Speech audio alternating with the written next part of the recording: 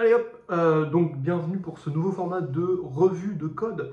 Alors aujourd'hui on va revoir le code d'un programme que j'ai créé en Golang hein, avec le protocole WebSocket d'une application en fait de chatroom chiffrée donc de client à client, hein, end-to-end, bout à bout.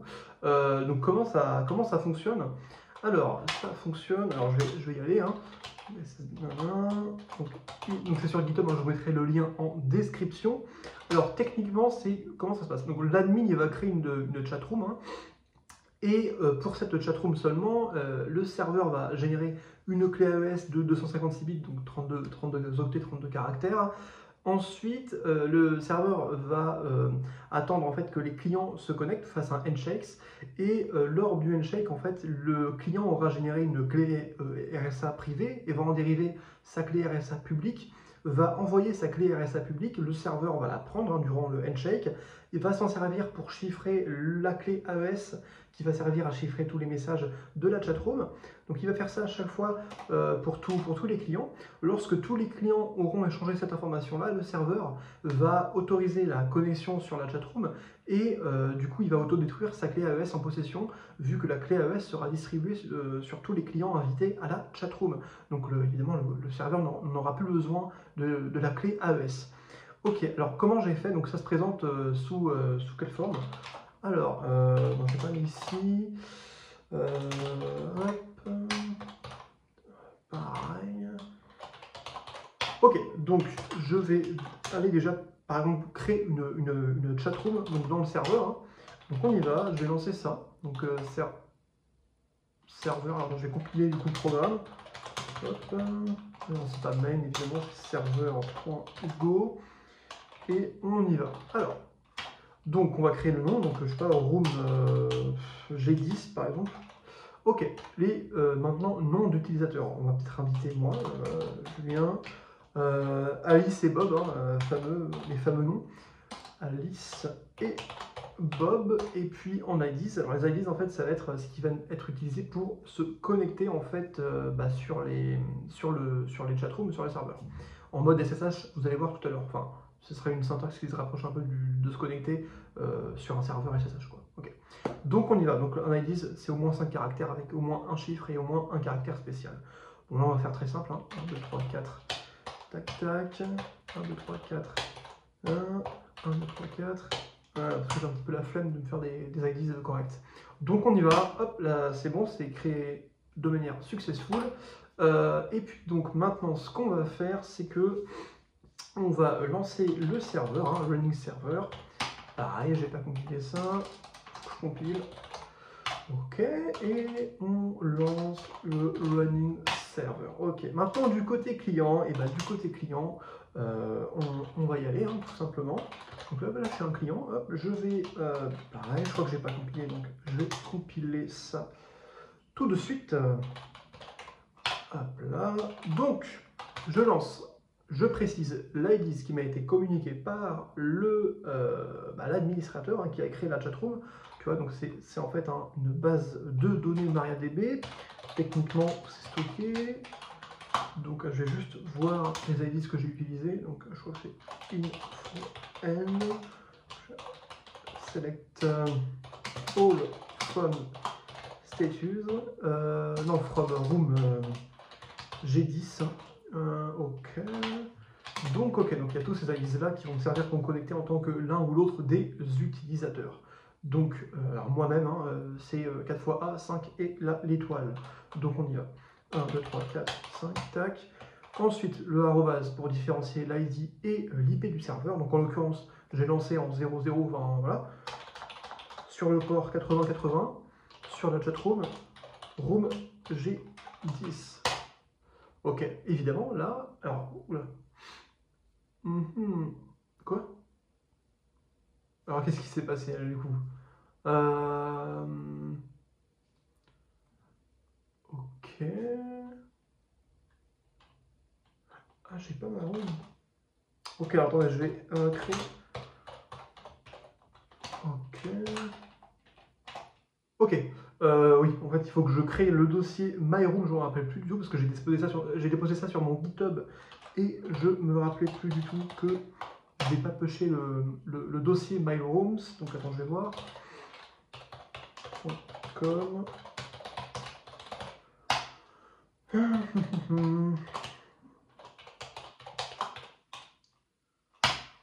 Alors, qu'est-ce qui s'est passé? Ouais, j'ai pas ce dossier là, donc ok, alors attendez, je vais déjà un petit peu modifier mon readme.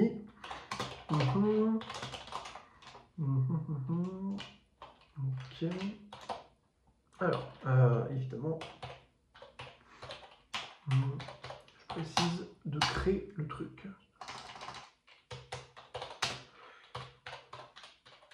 Hop.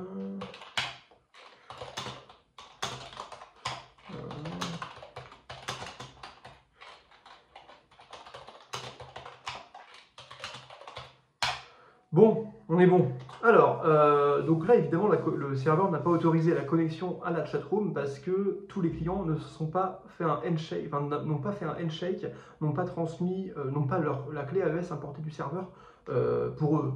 Donc, ce qu'on va faire, c'est que on va se reconnecter avec tous les noms d'utilisateurs, hein, tout de suite. Alors, il y avait qui? Il y avait Alice, donc c'est la 6. Alors, on y va. Hop.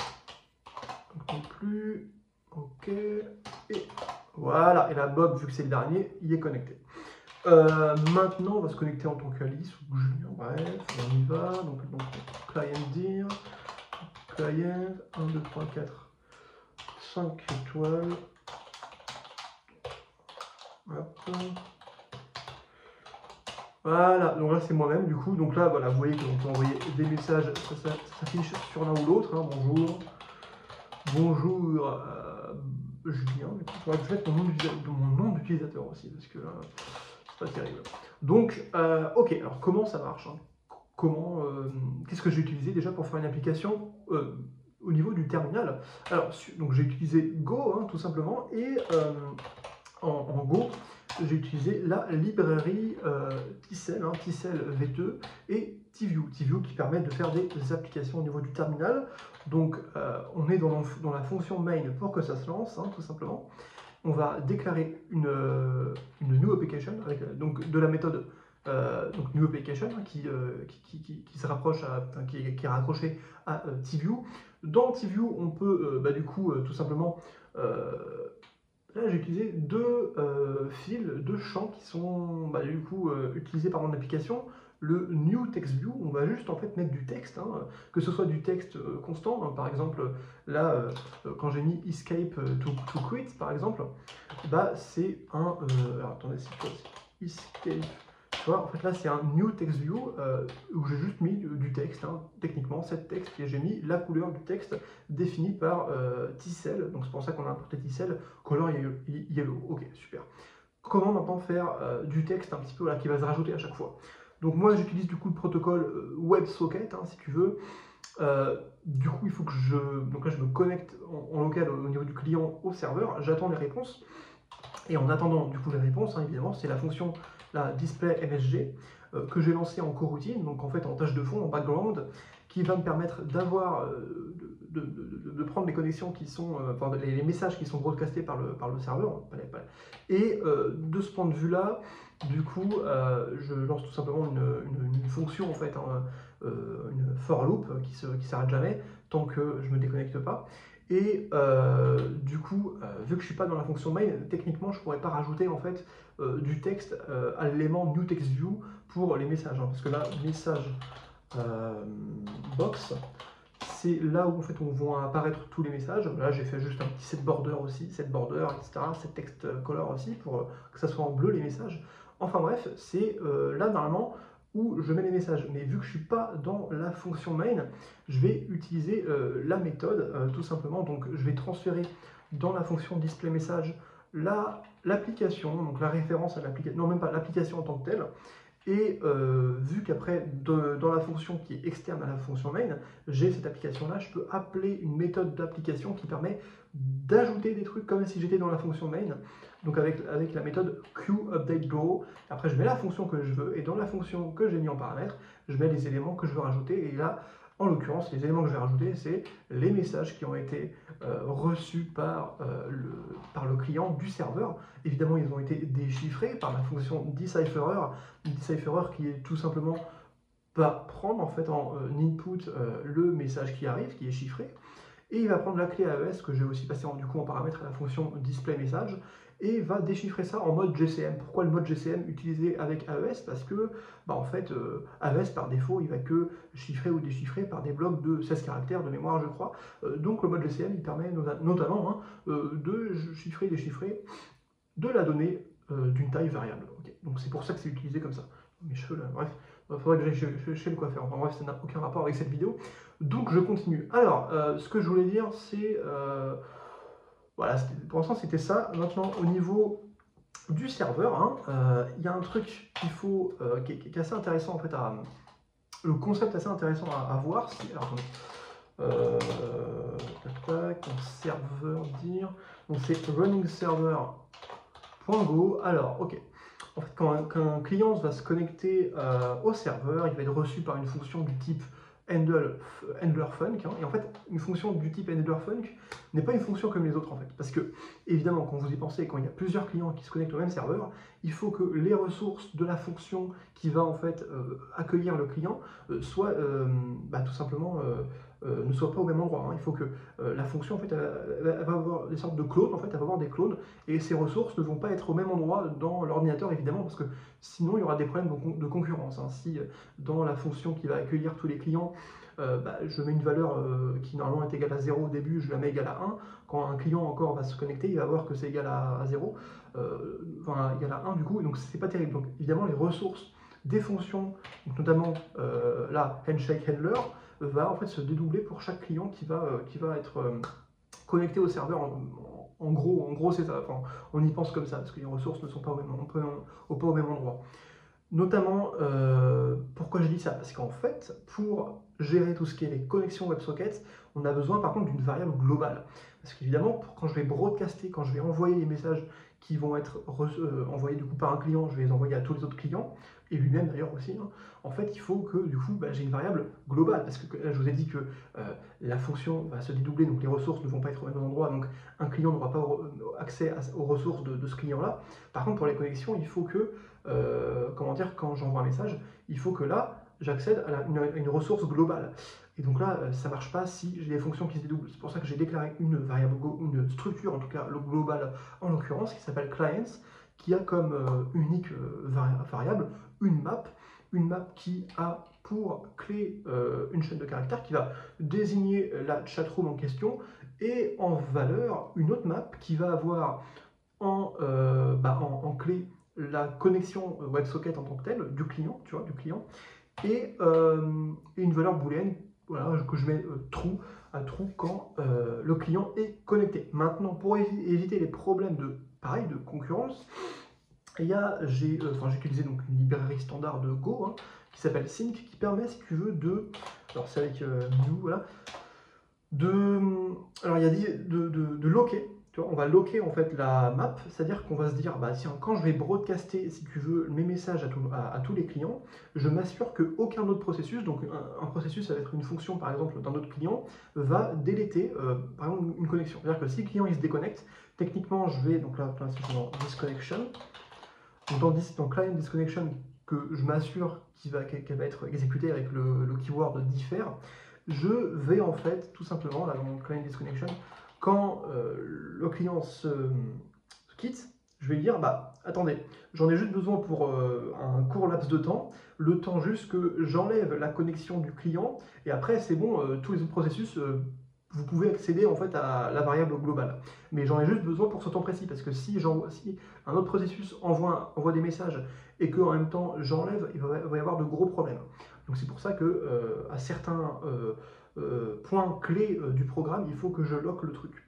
Maintenant, il y a deux types de lock. Il y a soit le lock, je veux vraiment lock tout et je veux même pas qu'un autre processus lise simplement le contenu de la map, ou alors je peux faire un soft lock, une sorte de lock un peu plus permissif, où je vais dire, bon, bah c'est bon, je lock, alors tu peux lire aussi ma donnée. C'est-à-dire que tu ne peux pas écrire sur... Donc quand je vais broadcaster, tu vois, là on est sur la méthode broadcast du client.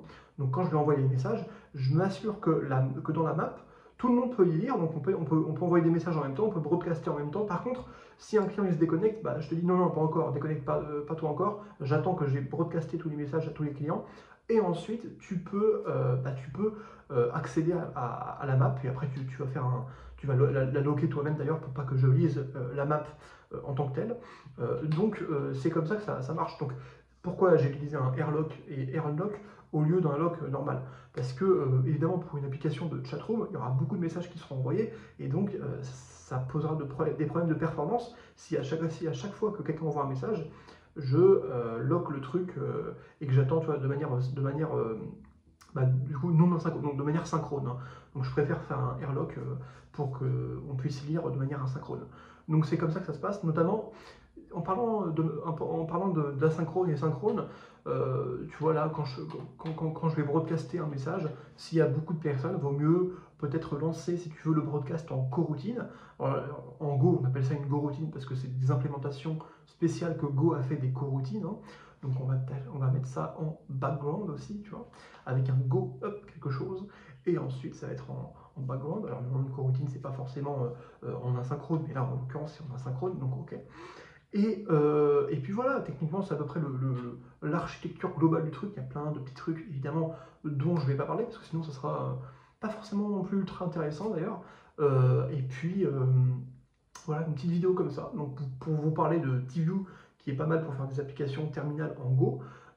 Et puis, des WebSockets, hein, et puis de comment Go gère les connexions de différents clients sur le serveur. Voilà, de comment gérer des variables globales, etc. Donc voilà, aussi, voilà, notamment quand un client se connecte, hein, je vais checker si la chatroom elle existe dans la variable globale, sinon si elle n'existe pas, bah, je vais la créer, et puis de toute façon, dans cette chatroom là, je vais écrire là, cette fois-ci, la connexion dans la map globale, et donc en fait une activité d'écriture, c'est soit le fait de modifier en tant que tel la valeur dans la map, soit de l'enlever, soit d'en ajouter une, hein, tout simplement. Donc pourquoi est-ce que quand je vais en fait envoyer des messages, donc broadcaster les messages, c'est pas considéré comme de l'écriture, alors qu'on va accéder quand même à un élément de la map, hein, c'est parce que l'élément en tant que tel, il n'est pas changé. Je vais juste accéder à une méthode de l'élément de la map, mais je vais pas, par exemple, remplacer la connexion par une autre connexion, tu vois. Donc la map, elle reste inchangée. Donc c'est pour ça que c'est juste de la lecture, tu vois. Donc ouais, bah écoutez, c'est à peu près tout. Je vais encore modifier évidemment les choses parce que, par exemple, là, du côté client, ce serait bien que je rajoute quand même l'IP, le nom de la chatroom et aussi peut-être mon nom d'utilisateur. Voilà, bon bah petite vidéo comme ça et on se retrouve bientôt. Allez, salut!